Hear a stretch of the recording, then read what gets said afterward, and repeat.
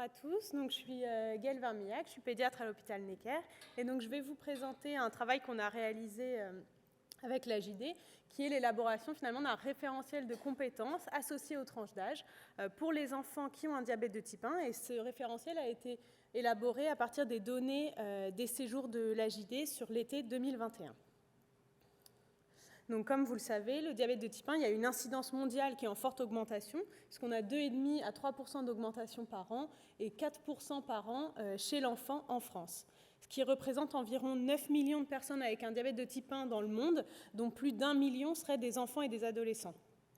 On sait qu'un mauvais équilibre glycémique va entraîner un risque de complications aiguës et chroniques, et c'est tous ces arguments qui vont faire que la prise en charge du diabète de type 1 de l'enfant est un enjeu majeur de santé publique. La prise en charge du diabète de type 1, elle est initialement hospitalière, puis il y a des consultations régulières avec plus ou moins des séjours AJD, et la prise en charge est pluriprofessionnelle puisqu'il y a l'intervention de diététiciennes, d'infirmières, de psychologues, mais évidemment de pédiatres diabétologues. L'objectif principal, ce sera d'atteindre un équilibre glycémique qui va se traduire par une hémoglobine glyquée inférieure à 7% ou un temps dans la cible supérieur à 70%. Et pour atteindre cet équilibre glycémique, on va s'appuyer sur plusieurs points.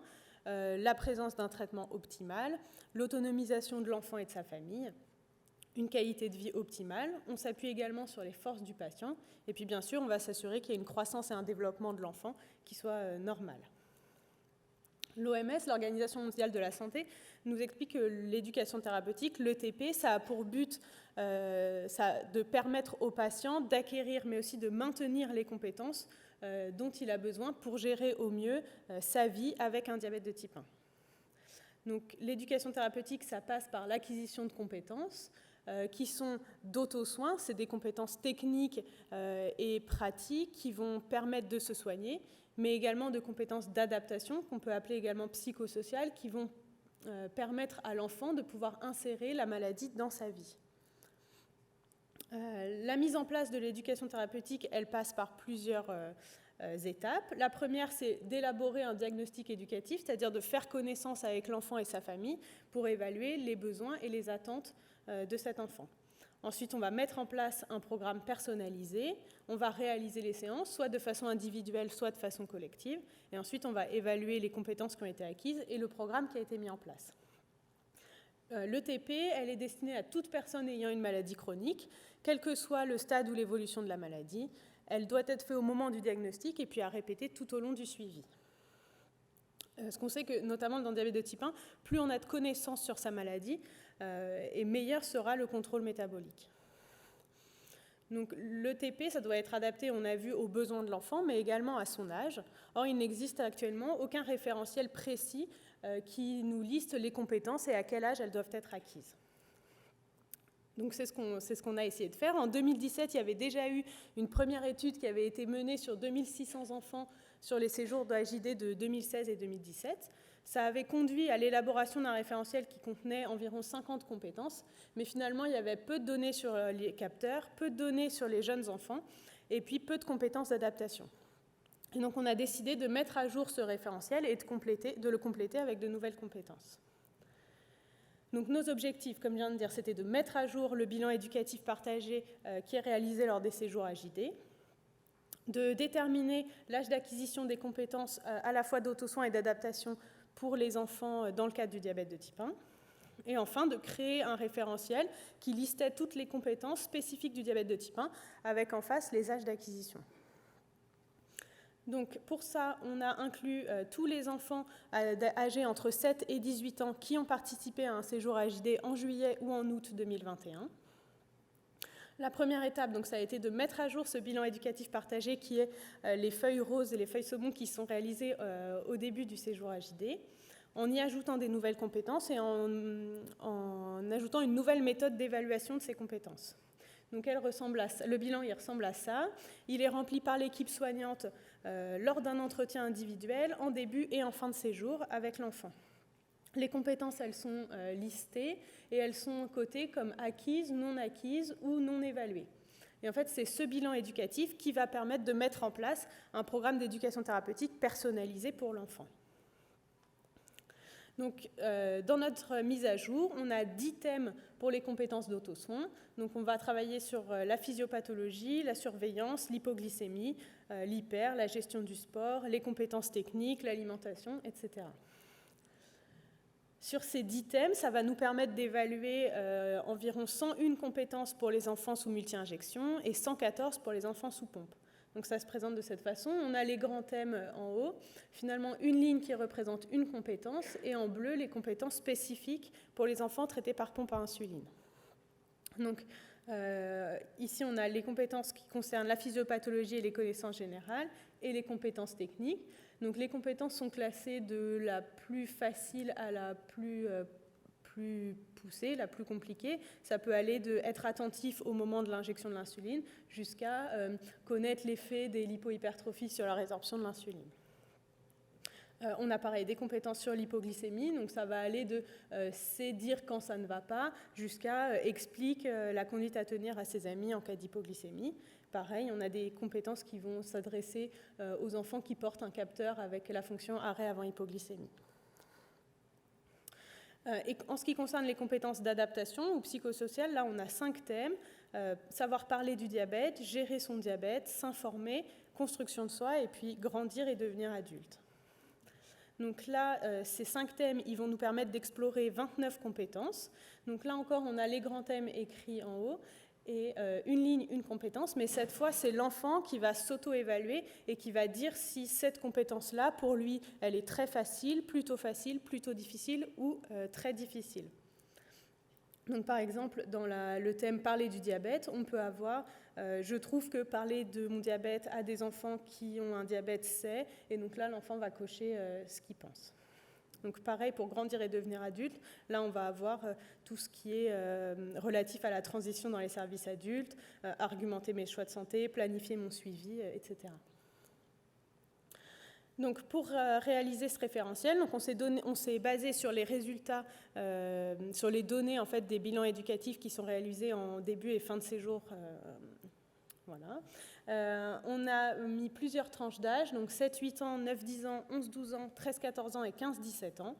On a déterminé qu'une compétence était validée si elle était acquise par plus de 75% des enfants de la même tranche d'âge.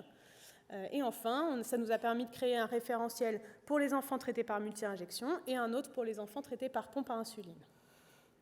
Donc on a inclus 943 enfants sur les 9 centres AJD, donc ça faisait 20 séjours. Nos enfants avaient en moyenne 13 ans, il y avait le même nombre de filles et de garçons et 2/3 des enfants qui étaient sous pompe à insuline. Donc les résultats, ils se présentent comme ça. Donc par exemple, ici on voit que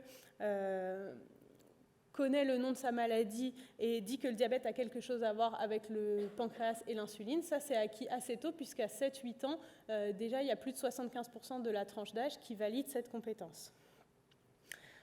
Pour expliquer que le diabète est lié à l'arrêt de l'insuline et que l'insuline est fabriquée par le pancréas, là, on est plutôt à 9-10 ans.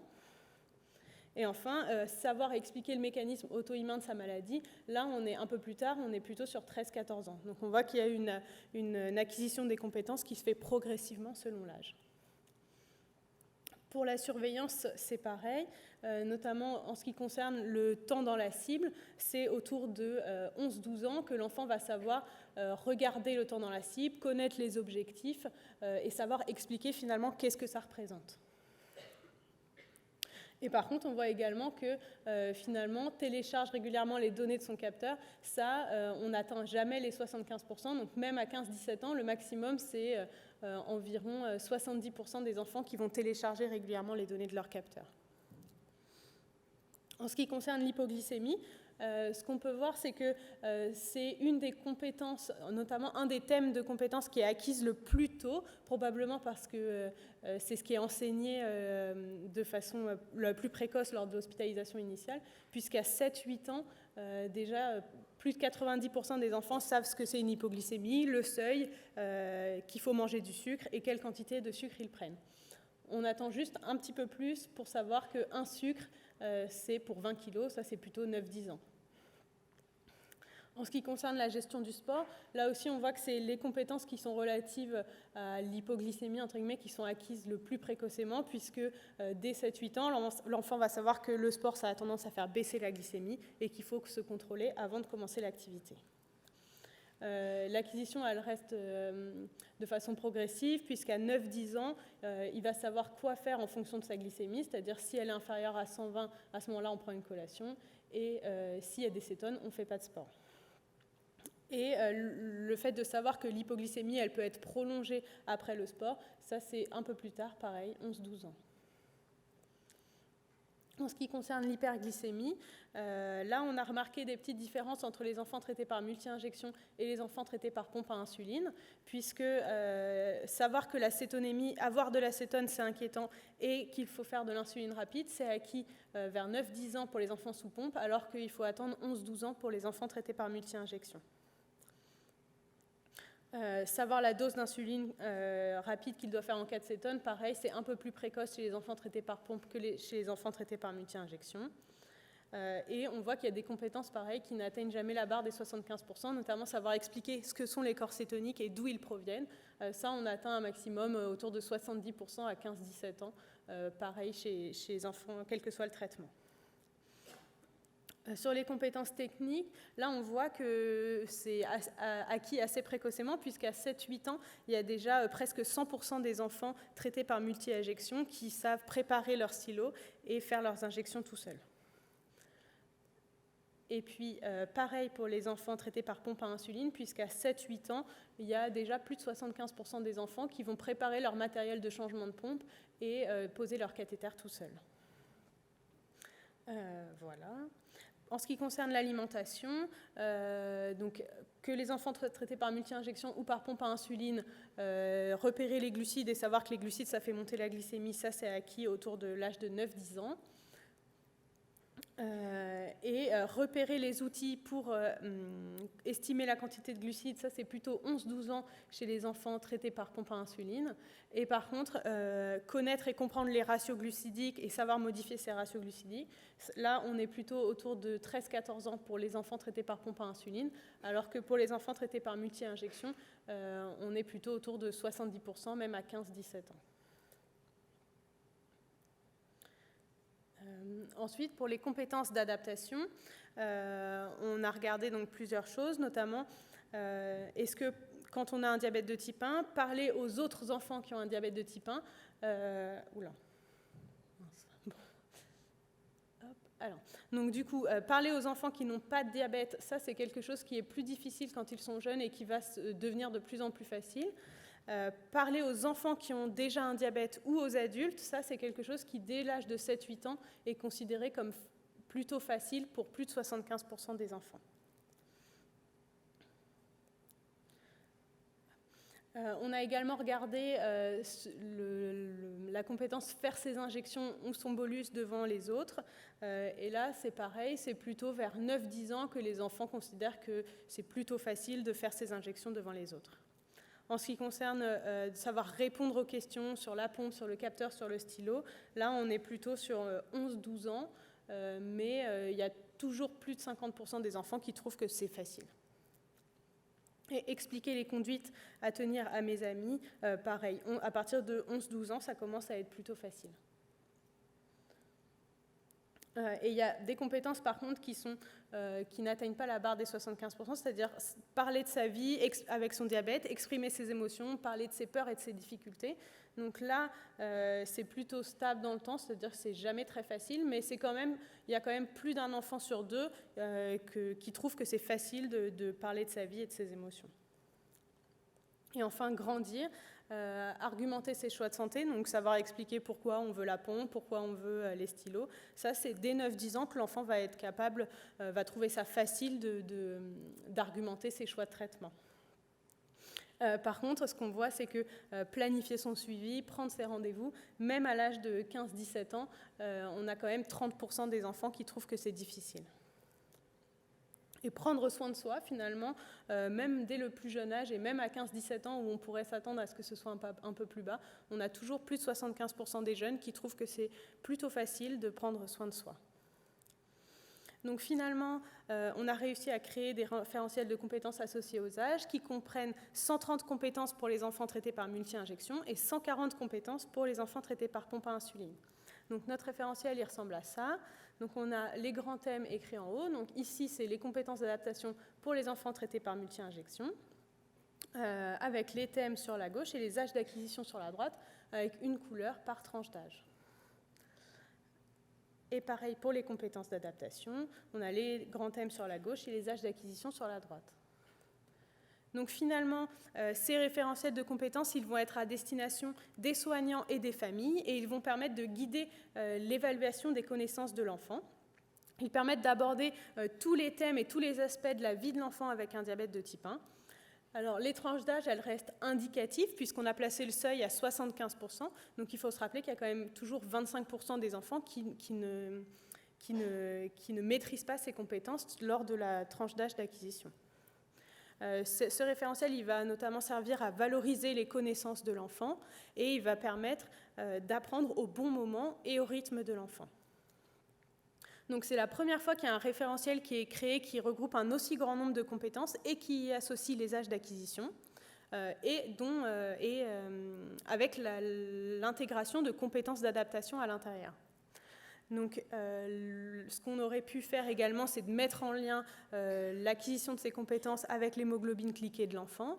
Et puis la question qui va se poser également, c'est on peut connaître des choses, mais il va falloir le mettre en lien avec la capacité de mobilisation à utiliser cette connaissance au bon moment et donc de faire le lien avec les capacités exécutives de l'enfant.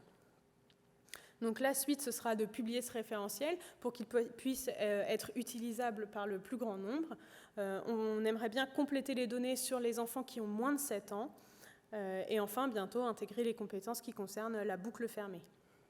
Donc il s'agit ces référentiels, ils vont s'agir d'un outil qui vont guider le clinicien dans l'évaluation et la prise en charge globale de son patient et qui va permettre une adaptation du parcours d'éducation thérapeutique adapté au plus proche, à l'âge et aux besoins de l'enfant. Voilà, merci de votre attention.